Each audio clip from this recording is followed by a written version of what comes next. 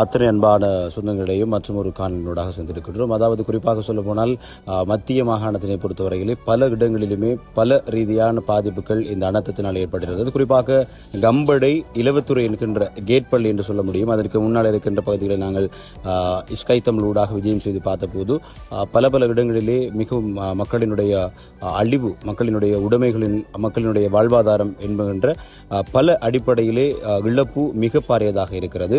இது தொடர்பான காணொலிகளை நாங்கள் உங்களுக்காக நேற்றைய நாளும் மிகத் தொடர்ச்சியாக வழங்கியிருந்தோம்.